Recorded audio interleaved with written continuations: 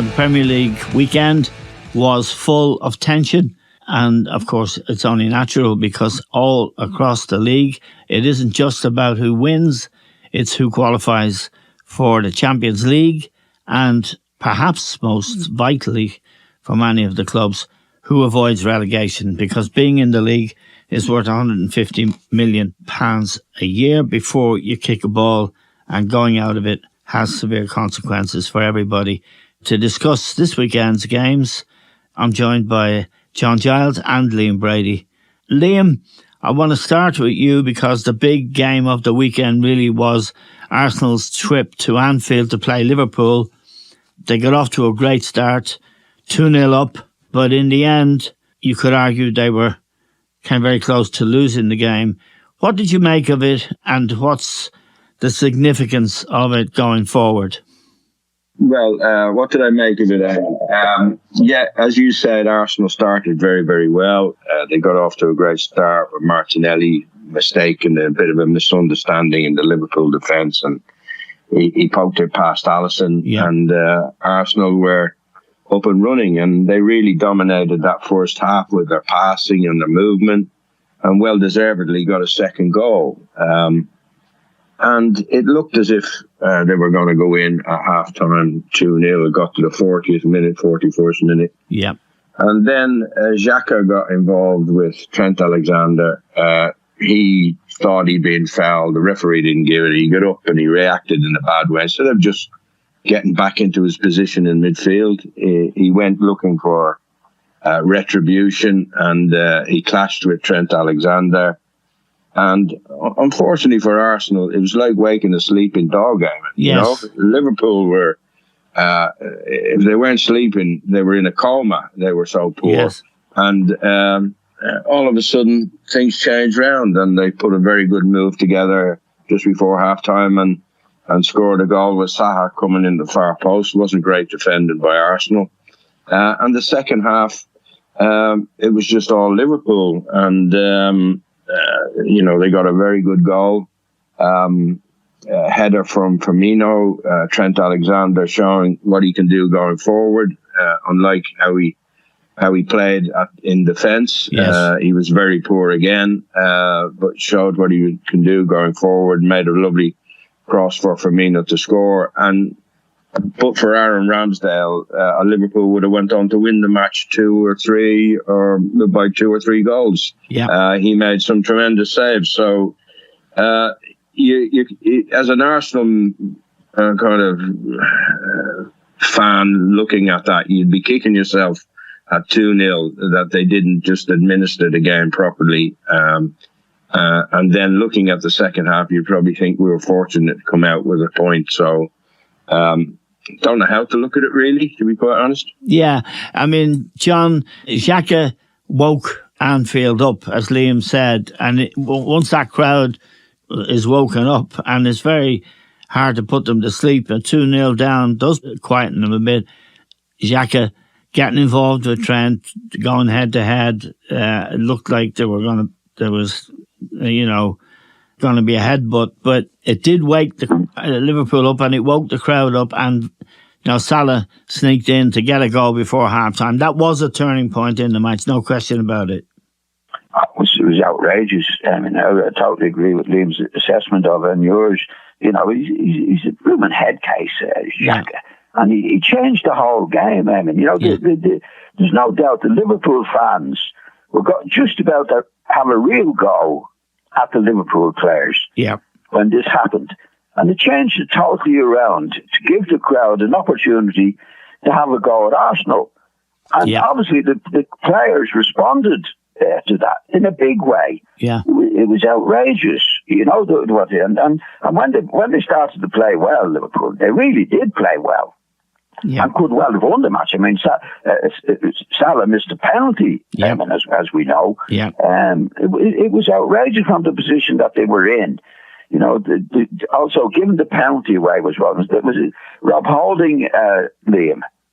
Yeah, there's no need to go. Yeah, no need to go for the ball there, John, was there? No. Was it last year that Liam? He was taken off at half time against Manchester City. Is he good enough for Arsenal. No, well, I don't think he is in this situation, John. He might be good enough coming in and filling in for somebody in a lesser match. He got in trouble over at Spurs. Remember him getting sent off in a big match against Spurs on the run in? Yes. He elbowed somebody in the face. That's it. So it might have been song, and then he got himself sent off. So he has history, John. Yeah, I agree. Yeah. Now in the second half, I mean, Liverpool were fairly dominant. I just wonder, Liam, if this kind of experience, the kind of experience you need that a kind of older, more experienced player or a more mature person than Xhaka could bring to the team, that in this run-in where they have 6 points in front of City have a game in hand, Arsenal have to go to City, but they've got other games as well that will be testing, that the experience that you need to keep your head and keep it together in the run-in might be what could cost Arsenal the title, because City are beginning to play really well, and we'll come to them in a moment. It doesn't mean that Arteta hasn't done a really good job at Arsenal. I think he has in many respects, but just that bit of experience you need. We talked about it last week, and both you and John know what it's like on the run-in when you're trying to win a league title, and that bit of experience is vital. Yeah, and keeping the head, Eamon, and sticking together. Yeah. Look, we've had this conversation a good few weeks on the podcast, Eamon. Yeah. That is the question mark behind Arsenal. Are they going to be able to handle the pressure when it comes on? Well, yesterday it was up till yesterday they've handled everything that's come at them pretty much in the last 5 or 6 games. But yesterday, you saw Xhaka do what he did and rear its ugly head again, and it affected the team. And you can't have any more of that going forward. But on the other hand, on the positive situation, Eamon, they're 6 points ahead, you know, and they've got to go to City. I know, but they could go to City and get a result, or they could go to City and beat them. They're Arsenal on the day can beat any team. I think the way they're playing at the moment. Yeah.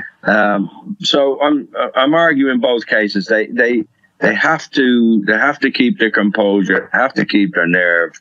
They can't do things like Xhaka did yesterday at Anfield if they're going to win it. Certainly, on paper, looking at City's fixtures, you would say City have the easier run in, but Arsenal have that game against them, and much can change on that one particular game. They are still 6 points ahead. Yeah, I think it's next Wednesday, that match, a midweek match. Now, John, Liverpool. I'm sorry, can I just finish on City, on Arsenal there? I agree totally with Liam. When they start again, they play brilliantly, Eamon. Yeah. But you can't have a Xhaka when the pressure comes on in these last few matches. You can't have anybody doing that in a big game, any game, but especially when it comes to the big games. Yes. And guys like that, in my experience, always do it in the big games, the important games. It goes to their head. There's something in their head that's not right, and they can't control themselves. They get nervous, whatever it is. You just can't have them, and and I think he's done a really big job the rest of the time, Arteta with Arsenal. Terrific young players in the team. But once you got somebody like that, I'd have my doubts all the time. And Gabriel would be a little bit behind him, but I'd be a bit wary of him, really, when it comes to the pressure games, Eamon, because he's done a huge job, and the younger players are absolutely brilliant. And it's a shame that they lose a match, or something happens like this in a match where there was no need for it whatsoever. Yeah, and just to Liam, to put the Xhaka thing in context, we've always been critical of him because he is, as John said, a headbanger. He can be a headbanger, committing fouls, getting sent off. But Arteta appeared to have calmed him down. He's weighed in with some important goals. He hasn't been acting the maggot in recent months, actually. But as John says, when the serious pressure comes on, he's gone again. So it's hard to trust him. And I think Arteta has trusted him. No, Arteta's turned them around in many ways, Eamon, you know, but leopards don't change their spots, or very rarely do, and you'd always be worried that he has that in him. Yeah. I think we saw in the World Cup when he was playing for Switzerland against Serbia, I think it was, he lost it there as well. So it's still within him.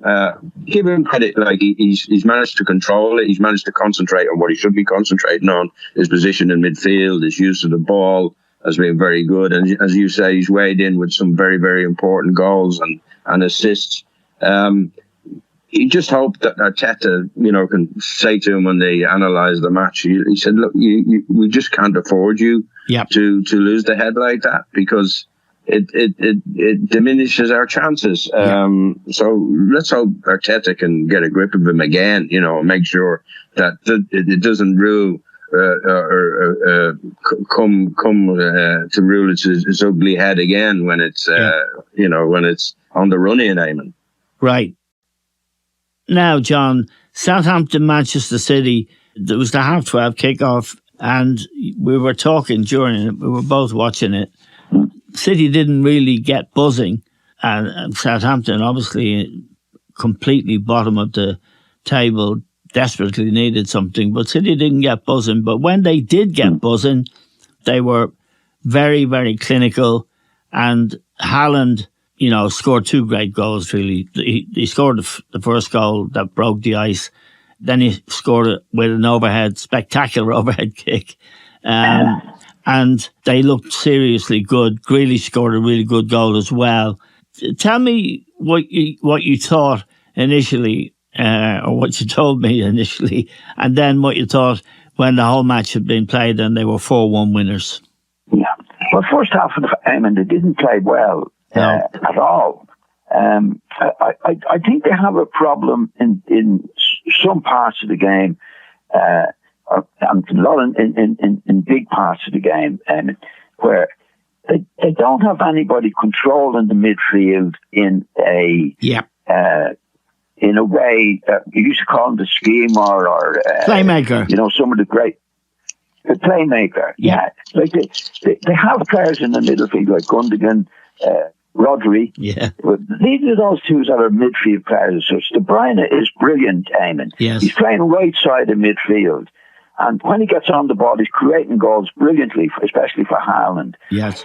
But he's not a midfield player that creates the position from the deep position. Yeah. And what I found about Southampton was typical of them in the first half. Southampton had a couple of chances, Eamon, in the first half. City never, apart from just from the end, create a chance in it. They didn't have the ball. Southampton had as much of the ball. So they don't have anybody in the middle. They're good players, Rodri and Gundogan. Gundogan particularly for scoring goals. But there's some parts of the game where they should be able to control the game better than they do from the middle of the field. Now, once they get up into the attack and actually get into the box and around the boxing area, of course, Haaland comes into the picture, and they're really, really good. And Southampton just weren't good enough to contain them in the second half. They ran riot, which they can do against teams. But there's certain periods in the game where they don't control the game in a way that they could or should be controlling the game. But they've so much going. When they get forward and get into the scoring positions, they're so good. They're really, really good, as we can see. Yeah. But there's just, again, some teams, they might not get into those scoring positions from not dominating the middle of the field in a way that they could. Yeah. Liam Grealish, Jack Grealish, 100 million at the start of the season. I thought that was crazy price to buy him from Villa. He didn't have a good start to the season. He's never really struck me as a £100 million player. But for the last 6 weeks, I've watched him, and he has looked a very, very good player indeed. He's making goals. He's troubling fullbacks. He's used to the ball. He's scoring goals, making goals, and he looks a very, very dangerous player now. I would have to personally think and give credit to Pep Guardiola for coaching him, getting across to him what he needs. And he, De Bruyne and Haaland represent serious threats to any team now. And I think might play into a Champions League match tonight where they're playing at home to Bayern Munich. But Haaland is something else, isn't he? I mean, and De Bruyne, I think, made the first goal for City at Southampton, and Haaland gobbled it up, and then he scored a spectacular overhead kick afterwards. He's a hell of a player, isn't he? Absolutely. He's an out-and-out goal scorer, Eamon. I think I said it to you. I watched him at the Emirates a few weeks ago. His general play is just pretty normal, pretty average. You know, he doesn't get the ball and turn on it and take people on or anything like that. No. He just lays it off and gets himself up and around the 18-yard box, and then really comes to life in there. You know, he seems to be able to have that instinct to get free. And when you've got players like De Bruyne and Jack Grealish, they're going to pick you out, you know, particularly against a team like Southampton. I thought Southampton were awful after they went to goal behind. They just collapsed, you know. And the first goal they give away, Theo Walcott had a 60-40 in his favour, or Ake, and he didn't go for the ball in a few moves before. And Ake just come out with the ball. And then Ainsley Maitland-Niles, who I know from Arsenal, he just sauntered out to De Bruyne instead of getting out there trying to stop the cross. You know, these are fighting for their lives. They're bottom of the league, Southampton, but it didn't look like that to me. And it was relatively easy. But we'll see tonight whether Jack Grealish can really do the damage against the top teams. And he's up against Bayern Munich tonight. I'm going to be watching that and interested. So a run-of-the-mill victory for them. And they didn't start particularly. They started a bit sloppy, as you were saying, with John. But once they got the goal, once they got ahead, they just killed Southampton. They toyed with them, and you know they have that element in them. We know City that they could go on a run and win every single match. And they're playing most of the teams that are down the bottom of the league. And you would have to say, looking at their run in, their favourites to do Arsenal. Yes. But, you know, I'm hoping that head-to-head that's going to take place before the end of the month Arsenal might get something from that. That's the only thing that can stop City, I think. Yeah, and I would agree, although I think City will have just too much depth in their squad and perhaps, too much ability. But it'll be a hell of a game. I think it is a Wednesday night game, and it's at Manchester City, and that will decide everything. John, we have to go now, unfortunately, to the other end of the table. Leeds United, your old club, and I know you're still passionately interested in what they're doing. Playing Crystal Palace at home, went 1-0 up, lost 5-1. And they're still outside the bottom three, John, by a point. By 2 points, actually. Yeah. What's going on? Leeds are what they are at the moment. They can be very good and very bad, like a lot of other teams, but Leeds particularly, all in the one match, Eamon. Yeah. They started okay. They went in front, and I thought, okay, the Palace now have a job to do, because Leeds have been going well. They've been winning matches. Bamford is back, scored a goal. And in the second half, Eamon, from nothing. Yeah. Palace turn it on, and Leeds collapse. Totally. Yeah. Now, they aren't that type of team, Leeds. I mean, they're all or nothing. They're either attacking or they're really, really in trouble defending. They're terrible defending. The defending by Leeds in the second half was outrageous. Right. So I fancied them before the match on Saturday to get out of trouble. Yeah. They've got enough now to get out of trouble. But then from nothing, they go back to some of their old ways, which was really dreadful. So they're back in trouble again. This was a home match, and they've been doing okay. And you'd have to give credit to Roy Hodgson. He's got 6 points in 2 matches, from a team that hadn't been doing anything at all. Yeah. 2 big wins. So he's obviously made a difference. And hopefully, from Palace's point of view, they will continue to get out of trouble in the way that they started.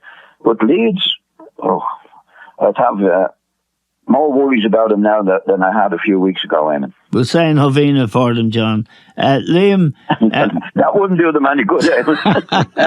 Eamon, can I ask John a question about the Leeds goalkeeper? Should they have changed him a while ago? I have a feeling that he unnerves the defence. He seems to be very, very unsure of himself. What do you think? Well, he's a young keeper, Liam, and they do expect a lot of him. There's no doubt about that. I think he's a talented lad. But that in the position that they're in, I mean, what they do need really, really is, like most teams do, but in their position, a top goalkeeper. And he's not a top goal. He might be in a year or 2 or 3 years' time. But the position that Leeds are in, I don't think he's up to that standard, Liam, to save them, week in and week out. Yeah, well, I think he's too young for that.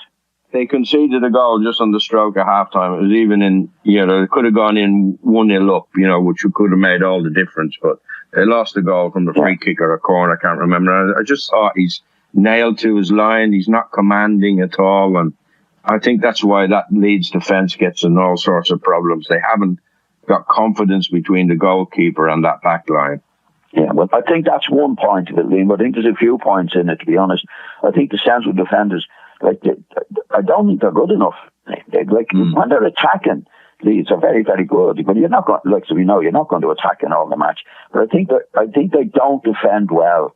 And some matches they're caught in it, some matches they're not caught in it. And that's the inconsistency that they have, Liam. And the goalkeeper is not going to save them. Now, that one example of what Liam is saying, what you're saying, John, is Jordan Pickford at Everton. They played Manchester United at Old Trafford. In the end, they lost 2-0. But Pickford, who's not a keeper I really like, but he is the England goalkeeper, he had an amazing game. I mean, he saved them time after time in the first half. And United got their win, and they're now in the top 4, fighting it out really with Tottenham and Newcastle United. But Tottenham look like they're struggling a bit. It looks like United are going to qualify for the Champions League, John, which for Erik ten Hag, you could say, is an achievement, given where he found them, or where they were when he found them. Yeah, they certainly deserved to win aiming against Everton. And you said that Jordan Pickford was outstanding. It could have been 6. It could have been, if it hadn't been for him. So, United have done their stuff there. Newcastle are doing their stuff. Spurs have lost the manager, as we know. Yeah. But, they did win, and they're still there. United against Everton dominated Everton. Everton were really poor, I thought. Really poor. Yeah. And if it hadn't been for the goalkeeper, it could have been 6. There's no doubt about that. But it's still fairly open for the European positions. Yeah, I mean, Newcastle, Liam, they went a goal down at Brentford, which I wouldn't want to be a goal down at Brentford the way they go at you. But they got their 2 goals in the second half, won the game, and they've done really well. Yeah, I think we talked about them last week, yes. Eamon, after their win against Manchester United. They have a very, very good squad of players. And he played Isaac and Wilson up front together. He doesn't always do that, but he played him against Brentford, and they come up with with a really good performance together. Isaac got the first goal, or Isaac got the winning goal, should I say, and Wilson played really well with them. So they have a real squad of players. And if you're looking at who's going to get into the Champions League positions, you would have to favour both United and Newcastle in front of Spurs. Spurs were very, very fortunate yesterday, or Saturday, should I say, because they got decisions that, again, VAR, the competence or the incompetence of the guys looking at these replays is really mind-boggling. What the decisions they come up with. Like, there was a clear foul on Mitoma, the Brighton centre forward by Højbjerg, and you can see him stamp on his heel. Yeah, it's a penalty. They don't give it, and then Dunk's shirt is nearly being pulled off them by Longlet. Yeah, and again nothing. They came out and apologised to Brighton, didn't they? Yes. Howard Webb, the head of the referees, came out and apologised to Brighton. I don't know where they're finding these guys from. Where they're getting them from? Yeah, and I must say, John, I can't remember, we've had so many conversations about it. John and I were strongly in favour of bringing VAR in, Liam. I don't know, Didi was against it's not VAR is the problem, Eamon. No, I know. We've we're seeing, like, we've played the game, okay? Yeah. We've seen the replays. And before, we reach our conclusion before too long. Yeah.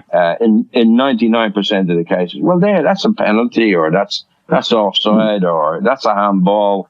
But these guys seem to take it a long, long time and then reach the wrong conclusion. Exactly, yes. Yeah. I'm against it now, Liam. I think they should scrap it and put the responsibility back with the referees and officials, the linesmen or women, the assistant referees that they call them now. They should have control of the match. I have a feeling that the VAR thing is inhibiting them because they feel they might be second guessed. I think it's not good for the game. John doesn't agree with me, do you, John?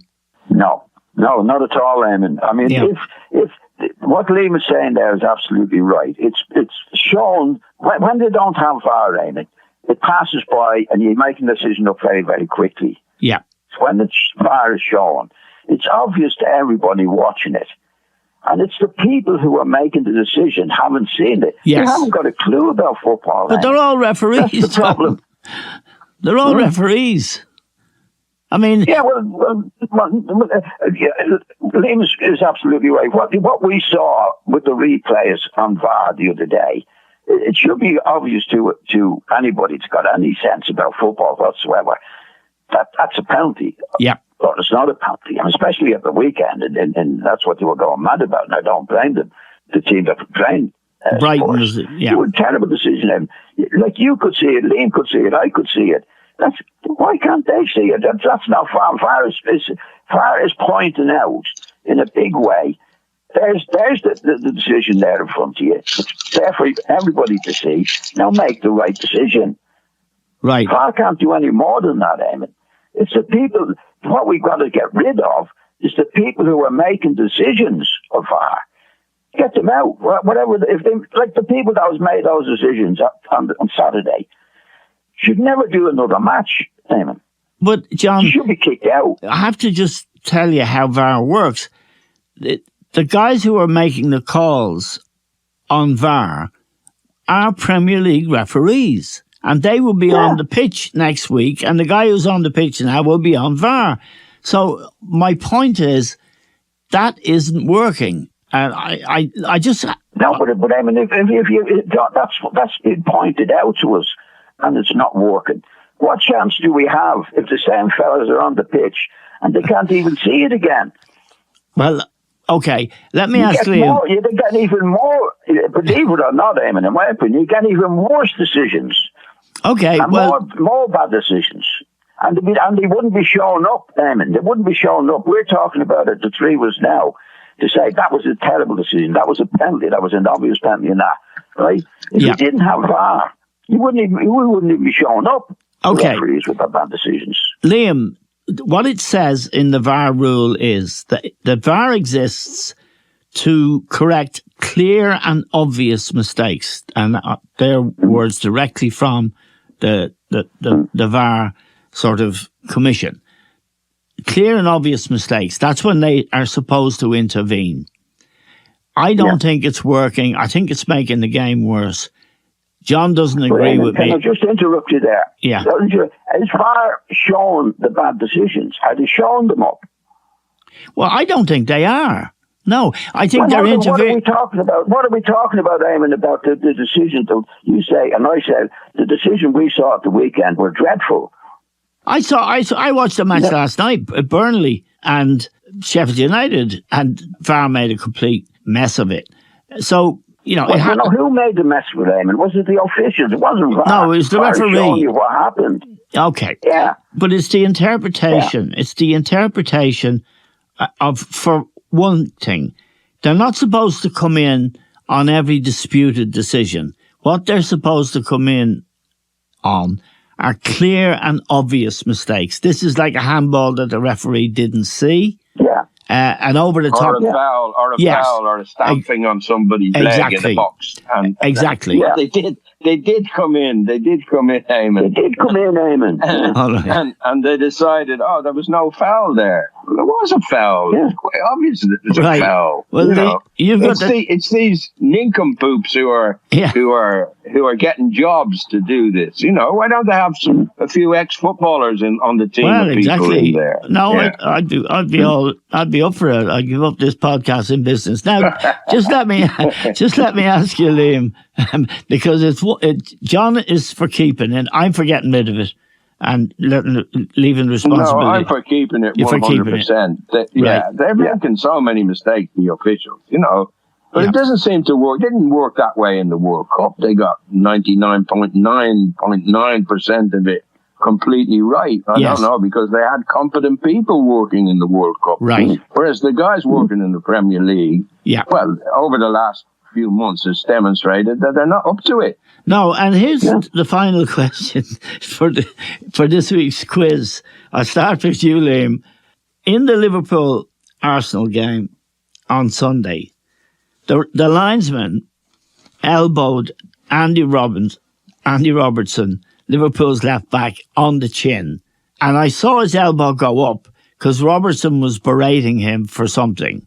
Yeah. And I think he touched his arm as well. I'm berating. He did touch his arm. And the linesman, he has a Greek name, Harizidis or something like that. Yeah, well, he lost his Greek temperament, I think. Yeah, he just threw his elbow out as if to say, "Give me a break," Yeah. He's going to get banned. He's going to get banned. He get punished for a couple of months. You can't do that. Do that. You've got to keep your composure and just ignore the player. And it was halftime. Robertson sooner or later would have gone into the dressing room. Yeah. He just lost it. The poor guy.